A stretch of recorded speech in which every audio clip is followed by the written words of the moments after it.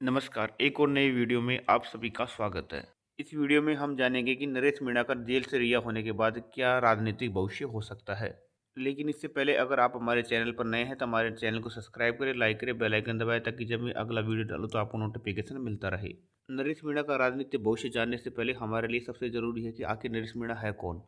कौन है नरेश मीणा? वैसे तो नरेश मीणा राजस्थान में किसी परिचय के मोहताज नहीं है, परंतु कुछ चीज़ें ऐसी हैं जिन्हें नरेश के चाहने वाले कुछ लोग नहीं जानते होंगे।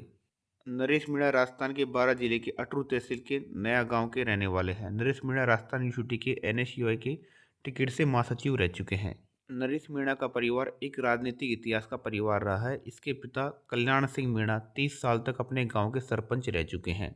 इस समय नरेश मीणा की मां गांव की सरपंच है। वह नरेश मीणा की पत्नी जिला परिषद सदस्य है तथा नरेश मीणा के भाई की पत्नी पंचायत समिति सदस्य है। राजस्थान की राजनीति में इस समय नरेश मीणा मीणा समाज में सबसे अलग पहचान बना चुके हैं। वह युवा इन्हें बहुत ज़्यादा पसंद करते हैं। इन्हें राजस्थान का छोटा करोड़ी भी कहा जाता है क्योंकि इनकी political style doctor Karodilal Meena से मिलती जुलती है।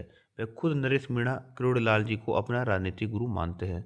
नरेश मीणा करोड़ीलाल की तरह भावुक नेता हैं, परंतु नरेश मीणा का राजनीतिक जीवन बहुत ही मुश्किलों से भरा हुआ रहा है। इन्हें 46 वर्ष की उम्र में भी अभी तक विधानसभा नसीब नहीं हुई है। इनकी विचारधारा कांग्रेस समर्थक रही है। वह लंबे समय से वो कांग्रेस से जुड़े रहे हैं, परंतु 2003 के विधानसभा चुनाव में उन्होंने छबड़ा से टिकट नहीं मिलने पर निर्दलीय प्रत्याशी के रूप में नामांकन भर दिया था, जिसमें वे 43,921 वोट लाकर तीसरे नंबर पर रहे थे, जिसका फायदा भाजपा प्रत्याशी प्रताप सिंह सिंघवी को मिला और वो जीत गए। उसके इस कदम से नाराज होकर कांग्रेस पार्टी ने उन्हें 6 वर्षों के लिए निष्कासित कर दिया था, परंतु 2024 लोकसभा चुनाव से पहले पार्टी ने फिर से उन्हें ज्वाइन करवा लिया। नरेश मीणा लोकसभा चुनाव में टिकट की आस से वापस कांग्रेस में आ गए, परंतु इस बार भी उन्हें निराशा हाथ लगी और उन्हें पार्टी ने टिकट नहीं दिया। इससे रुष्ट होकर वो पुनः दौसा लोकसभा सीट से निर्दलीय प्रत्याशी के रूप में मैदान में आ गए, परंतु पार्टी द्वारा समझाने के बाद उन्होंने पर्चा वापस ले लिया। उन्होंने सोचा कि पार्टी उपचुनाव में उनके बारे में विचार करेगी, परंतु नरेश मीणा की किस्मत इतनी खराब थी कि उन्हें पार्टी ने फिर से देवली हुनियारा से टिकट मांगने पर टिकट नहीं दिया। टिकट नहीं मिलने पर उन्होंने कांग्रेस के बहुत से राजनेताओं पर उन्हें दबाने के आरोप लगाए। वह आखिर समय तक वो सचिन पायलट से उम्मीद लगाए रहे, परंतु सचिन पायलट ने भी नरेश मीणा को नज़रअंदाज कर दिया। आखिर में हताश होकर वो देवली उनियारा से फिर से निर्दलीय मैदान में आ गए। इस बार ऐसा लगा कि नरेश मीणा देवली उनियारा सीट से निर्दलीय उम्मीदवार के तौर पर निकाल लेंगे, परंतु लोकसभा सांसद हरीश मीणा ने उन्हें बहुत डैमेज किया। वह उनकी आक्रामक शैली का भय दिखाकर आखिर समय में कमज़ोर कर दिया। 13 नवंबर 2024 को उपचुनाव वोटिंग के दिन 13 नवंबर 2024 को समरावता गांव के लोगों ने समरावता गांव को उनियारा से हटाकर देवली में जोड़ने की मांग को लेकर वोटिंग नहीं करने का बहिष्कार कर रखा था, जिसका नेतृत्व खुद नरेश मीणा कर रहे थे। तत्कालीन SDM अमित चौधरी द्वारा प्रेरित करके एक महिला कार्मिक व उसके पति का वोट डलवा देने के कारण विवाद बढ़ गया, जिसमें नरेश मीणा ने आवेश में आकर SDM को थप्पड़ मार दिया, जिसके बाद पुलिस ने नरेश मीणा को वहां से बाहर निकाल दिया। इस घटना को लेकर पुलिस उसी रात को आंदोलन कर रही भीड़ में से नरेश मीणा को गिरफ्तार करने पहुंच गई, जिससे हिंसा बढ़ गई। वह गांव में काफ़ी नुकसान व भय का माहौल बन गया था। उसके बाद अगले दिन नरेश मीणा को गिरफ्तार कर लिया गया। पुलिस पुराने केसों को भी खोलकर नरेश मीणा की मुश्किलें बढ़ा दी। 13 नवंबर से नरेश मीणा अभी भी जेल में हैं। उनकी रिहाई के लिए बहुत सी पंचायतें भी हुई, वह आंदोलन भी हुए। इसके बाद नरेश मीणा के समर्थकों ने विधानसभा घेराव का अल्टीमेट भी दिया, किंतु उससे पहले ही नरेश मीणा का परिवार व प्रतिनिधिमंडल मुख्यमंत्री भजनलाल शर्मा से मिला, जिसमें भजनलाल शर्मा ने 30 दिवस में जमानत कराने का आश्वासन दिया। ये तो थी अब तक की बातें, परंतु आगे जेल से रिहा होने के बाद नरेश मीणा का अगला कदम क्या होगा, ये हर कोई जानना चाहता है। क्या नरेश मीणा आज राजस्थान की राजनीति में जाना पहचाना चेहरा नहीं है, वो भी बिना विधायक बने? तो इसका जवाब आएगा कि नरेश मीणा आज भी बिना विधायक बने हुए राजस्थान का सबसे चर्चित चेहरों में से एक है। अब जानेंगे कि नरेश मीणा रिहा होने के बाद अगला कदम क्या उठाएंगे। पहला सवाल, क्या नरेश मीणा वापस कांग्रेस पार्टी ज्वाइन करेंगे? दूसरा सवाल, क्या नरेश मीणा कांग्रेस से परेशान होकर भाजपा में जाएंगे? तीसरा सवाल, क्या नरेश मीणा राजकुमार राउत की बाप पार्टी ज्वाइन करके उसे पूरी राजस्थान में मजबूत करेंगे? चौथा सवाल, क्या नरेश मीणा आरएलपी ज्वाइन करेंगे?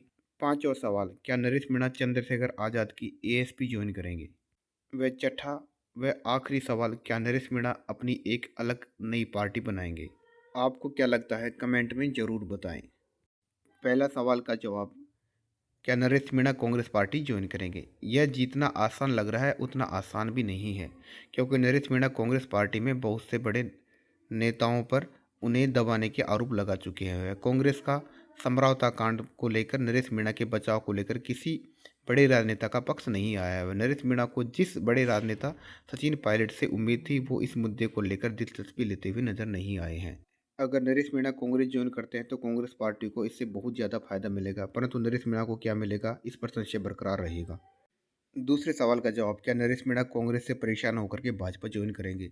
यह बात नरेश मीणा की राजनीतिक विचारधारा के प्रतिकूल लगती है, परंतु याद रहे नरेश मीणा पहले भाजपा में रह चुके हैं, परंतु मिला वहाँ भी कुछ नहीं। राजनीतिक लोग विचारधारा बदलने के ज़्यादा समय नहीं लगाते। हो सकता है नरेश मीणा भाजपा ज्वाइन कर ले। अगर नरेश मीणा भाजपा ज्वाइन करते हैं तो इसका भाजपा को बहुत ज़्यादा फायदा होगा, परंतु हमेशा बगावत का डर बना रहेगा, क्योंकि नरेश मीणा एक आक्रामक व भावुक राजनेता हैं। वह नरेश मीणा को भी इससे फायदा हो सकता है, क्योंकि 2028 में कांग्रेस की वापसी के वर्तमान परिप्रेक्ष्य में आसार कम लग रहे हैं। इससे नरेश मीणा अगर पार्टी से जीतकर विधायक बनते हैं तो उनके मंत्री बनने के चांस बढ़ सकते हैं। तीसरे सवाल का जवाब, क्या नरेश मीणा राजकुमार राउत की बाप पार्टी ज्वाइन करके पूरे राजस्थान में उसे मजबूत करेंगे?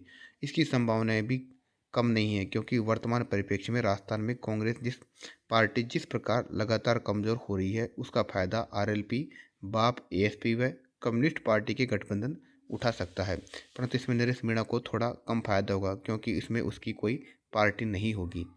चौथे सवाल का जवाब, क्या नरेश मीणा आरएलपी ज्वाइन करेंगे? इसमें भी नरेश मीणा की वही स्थिति रहेगी, फायदा होगा पर एक मास बेस लीडर बनने का मौका नहीं मिल पाएगा।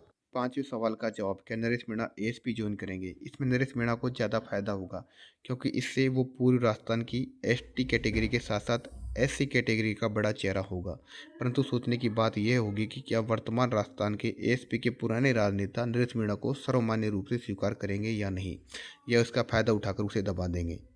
छठा व आखिरी सवाल का जवाब, क्या नरेश मीणा अपनी अलग पार्टी बनाएंगे? इसमें नरेश मीणा को सबसे ज़्यादा फायदा होगा, और नरेश मीणा पूरे राजस्थान के सबसे बड़े मीणा नेता होंगे, जिसमें नरेश मीणा की पार्टी प्लस आरएलपी, बाप, एएसपी व कम्युनिस्ट गठबंधन राजस्थान में कांग्रेस को हाशिए पर ला देंगे। वे कुछ हद तक भाजपा को भी नुकसान पहुंचाएंगे। इसमें राजस्थान की पूरी 13% एसटी, लगभग 16% एससी व 10% जाट बचे हुए कांग्रेस व बीजेपी में चले जाएंगे। इसी प्रकार वो 38 से 40% वोट बैंक राजस्थान में तीसरा मोर्चा बना सकता है। यह वोट बैंक भाजपा व कांग्रेस के लिए परेशानी का सबब बन सकता है, क्योंकि पश्चिमी राजस्थान व शेखावटी में एससी व जाट कॉम्बिनेशन, पूर्व में एसटी व एससी कॉम्बिनेशन तथा दक्षिण में अकेला एसटी व कुछ हद तक एससी कॉम्बिनेशन वोट प्रतिशत बहुत ज़्यादा है, जिससे वे कम संख्या में होते हुए भी अधिक सीटें जीत सकते हैं। वह इस गठबंधन से सबसे ज़्यादा नुकसान कांग्रेस पार्टी को होगा। अगर यह कॉम्बिनेशन व गठबंधन काम करता है तो हनुमान बेनीवाल के मुख्यमंत्री बनने के चांसेस बहुत ज़्यादा होंगे व नरेश मीणा, राजकुमार राउत व किसी ऐसे चेहरे को उप मुख्यमंत्री बनाया जा सकता है। आपको क्या लगता है कि यह राजनीतिक परिप्रेक्ष्य बनना संभव है और नरेश मीणा इस मुकाम पर पहुंच पाएंगे? कमेंट में ज़रूर बताएं।